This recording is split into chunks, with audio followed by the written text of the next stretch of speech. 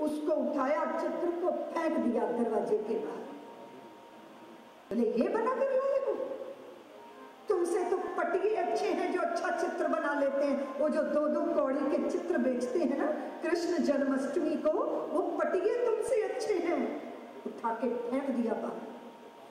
रविंद्रनाथ को लगा ये कितनी कठोरता है, ये क्या कर रहे हैं, इतने सुंदर चित्र को क्यों इन्होंने फेंक दिया। लगा उनको मैं बीच में बोलूं, फिर लगा नहीं, गुरु शिष्य का मामला है, मुझे बीच में नहीं बोलना चाहिए। रंगनाथ बॉस अनविंदर जी के चरण छुए, चित्र उठा के चुपचाप निकल गए। 3 वर्ष तक नहीं लौटे। और अनविंदर जो थे वो अपने शिष्य के लिए व्याकुल हो गए। लोगों से पता कर रहे हैं मेरा शिष्य कहाँ है, याद में आंसू बहा रहे हैं। पता नहीं चला। 3 वर्ष बाद शिष्य लौट कर आया, फटे वस्त्र, पटिए जो फुटपाथों पे बैठ बैठ के चित्र बनाते हैं उनके जैसे बुरे हाल, अस्त व्यस्त बाल, शरीर कृश काया, चेहरा काला पड़ गया। और आके गुरुदेव के चरणों में प्रणाम किया और कहा, गुरुदेव उस दिन आप अगर क्रोध ना करते तो मेरे भीतर का चित्रकार जागृत ना होता। 3 साल मैंने पटियों के साथ समय बिताया, उनके साथ सहज रहा। चित्रकार हूं, इस चित्रकार होने का अहंकार धुल गया और अब जो प्रकट हुआ है वो मेरे भीतर की निजता। इतने सुंदर चित्र रविंद्रनाथ ने अपने संस्मरण में लिखा है कि कदाचित उस दिन अनविंद्रनाथ इतने कठोर न होते तो शिष्य के भीतर की वो संभावनाएं पूरी प्रकट न होती। गुरु कैसे निखारता है, गुरु कैसे आग में डालकर सोने को कुंदन बनाता है, गुरु कैसे तपश्चर्या की आग से गुजारकर हमारे भीतर की संभावना को संभव करता है। इसीलिए जीवंत सद्गुरु की सन्निधि बहुत कष्टदायक है। गर्भ जैसे प्रसव पीड़ा से गुजरने जैसी पीड़ा होती है, प्रतिमा की आरती उतारना आसान है, जो मर गए हैं उनकी चित्र पर दिए जलाना आसान है, पर जीवंत सद्गुरु के पास रहकर निखारना अपने आप को, ये बहुत बड़ी साधना है। उनकी सन्निधि में रहना भी बड़ी साधना है। मैंने ये सौभाग्य पाया है, अपने गुरुदेव के चरणों में 12 वर्ष तक रही हूँ। 17 वर्ष की थी जब मैं अपने गुरुदेव युग पुरुष स्वामी परमानंद जी महाराज की सन्निधि में आ गई। मैंने जाना कि गुरु के साथ रहना तलवार की धार पर चलने जैसा है। वो वैसा ही है जैसे कोई घोड़े पे चढ़ के आग में से गुजरे। भेद देती हैं उनकी आंखें, अंतर बाहर। हम तो ओढ़ते हैं ना लबाते, राम नामी ओढ़ेंगे, धर्म का चोगा ओढ़ेंगे, सेवा का मुखौटा लगाएंगे, बड़े धर्मात्मा हैं हम। लेकिन गुरु की आंखें भेद जाती हैं कि तुम्हारी असलियत हम जानते हैं, तुम जो हो, और तुम्हारे भीतर की संभावनाओं को भी हम जानते हैं। वो अगर मिट्टी विट्टी सब हट जाए तो तुम्हारा हीरा चमक सकता है, तुम तराश सकते हो स्वयं को। इसीलिए ये जो सद्गुरु की सन्निधि है, फिर सद्गुरु देते हैं नाम, नाम का दान, वो सूत्र देते हैं जिंदगी का। और यहाँ बहुत सुंदर बाबा ने नाम की महिमा गाई है और हम भगवान के नाम का आश्रय लेकर बैठे हैं। इस कलयुग में नाम ही आधार है, जल आन है नाम। नाम की नौका पर चढ़कर भावों के भव सागर से पार हुआ जा सकता है। नाम की अद्भुत महिमा। आप कहोगे दीदी माँ नाम की क्या महिमा है? जिसके नाम का स्मरण करो उसके स्वभाव, उसका चरित्र वो भी चित्त में आ जाता है। आता है ना? दुश्मन का नाम याद कर लो जरा, और अपने प्रिय का नाम स्मरण करो जरा, हृदय के अंदर फुलझड़ियां छूटने लगती है ना, चेहरे पे मुस्कान आ जाती है। जिसको प्यार करते हो उसका नाम स्मरण होते ही चित्त के अंदर दिल में समा गया है कोई, रूह पे छा गया है कोई, आप ही आप रह गया है, मुझको मिटा गया है कोई। वो नाम का प्रभाव तो नाम और नाम के प्रति तन्मयता, भारत के संतों ने इस नाम रस को पिया है। और नानक के आंखों की खुमारी वो नाम की ही खुमारी है। मीरा के पगों का नृत्य वो नाम का ही प्रभाव है। और रस खान का ये चित्त का रस ये नाम का ही प्रभाव है। इसीलिए ये जो नाम है भगवान का नाम रस, ये रस है। परमात्मा रसो वही सा में रस स्वरूप है। हमारे यहाँ रसोई में भोजन बनता है ना, तो वो रस, रसोई में किचन में किचकिच होती है, रसोई में रस की निष्पत्ति होती है। और वो जो हम भोजन करते हैं उससे चित्त में रस, और ये रसना, ये जीवा क्या है? रसना बोलते हैं हिंदी में इसको, रसना। वो आर्टिफिशियल कोल्ड ड्रिंक की बात नहीं कर रही हूँ मैं, आई लव यू रसना वाला रसना नहीं। अब इस रसना से रस कैसे मिश्रित हो? जब हृदय में रस होगा तभी तो बाहर वाणी में रस आएगा। रोम रोम में रस कैसे आ सकता है?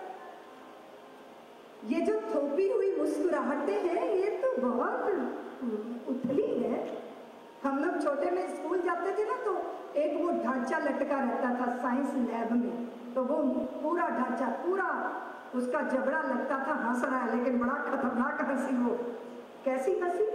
थोपी हुई हंसी, आरोपित हंसी नहीं, आपके भीतर से स्फुटित हो रही है हंसी, आपके भीतर से निष्पत्ति हो रही है रस की। वो रस कौन सा है? वो आनंद का रस है, वो नाम का रस है, वो सहजता का रस है, वो सरलता का रस है। वो रस वो उनके पास है जिन्होंने अपने भीतर की पोटली को खोल लिया। नाम का धन अगर होगा तो बोध तो होगा कि है पल्ले कुछ, क्यों? बैंक बैलेंस का बड़ा भरोसा है ना, तो ये वाला भरोसा कहाँ से आएगा? ये जब नाम का धन होगा। धनियों के तो धन है लाखों, मुझ निर्धन के धन बस तुम हो। कोई पहने मानिक माल, कोई लाल जड़ावे, कोई रचे महावर मेहंदी, मोतियन मांग भरावे। सोने वाले, चांदी वाले, पानी वाले, पीतल वाले, तन के सौ सौ श्रृंगार हैं, मन के आभूषण बस तुम हो। धनियों के तो धन है लाखों, मुझ निर्धन के धन बस तुम हो। कोई जावे पुरी द्वारका, कोई ध्यावे काशी, कोई जपे तपे त्रिवेणी संगम, कोई मथुरा वासी। उत्तर पश्चिम, पूर्व पश्चिम, उत्तर दक्षिण, भीतर बाहर, सब जग जाहिर। अन्यों के सौ सौ तीर्थ हैं, मेरे वृंदावन बस तुम हो। धनियों के तो धन है लाखों, मुझ निर्धन के धन बस तुम हो। कोई मारे गुमान रूप का, कोई धन पर झूमे, कोई मारे डींग ज्ञान की, कोई धन पर फूले। काया माया जोरू जाता, जस अप जस, सुख दुख त्रितापा। मरता जीता जग सौ विधि से, मेरे जन्म मरण बस तुम हो। धनियों के तो धन है लाखों, मुझ निर्धन के धन बस तुम हो। कौन है मेरा सर्वस्व? कौन है मेरा सर्वेश्वर? कौन है मेरा धन? उसने कहा कि नाम है मेरा धन। तो नाम का स्मरण करके चित्त में भगवान की रूप झांकी प्रकट होती है। उनका स्मित हास्य जब हम दर्शन करते हैं तो चेहरे पर भी मुस्कुराहट आ जाती है। वो अभय वरद इस अभय देते मुद्रा में है तो चित्त में अभय आ जाता है, और वो सहज है तो चित्त में सहजता आ जाती है। उनका शील सौंदर्य प्रबल है तो हमारे चित्त में भी शील का प्रभाव आ जाता है। इसीलिए लाख कर्तव्यों में रहो पर नाम का आश्रय लो।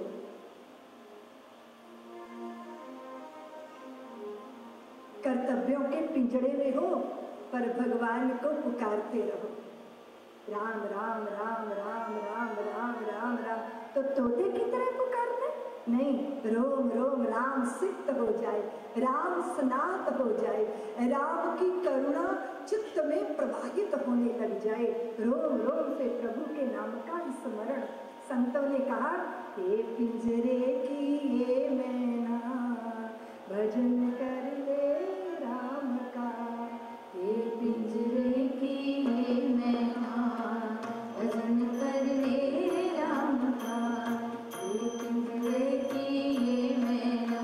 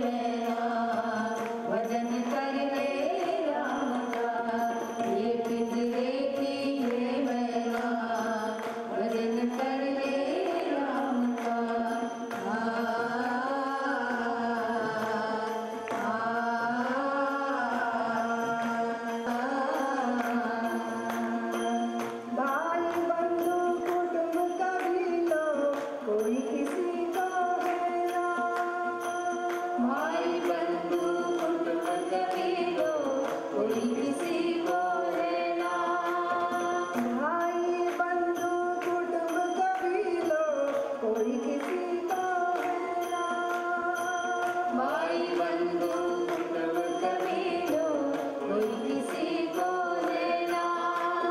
मतलब का सब खेल जगत में, मतलब का सब खेल जगत में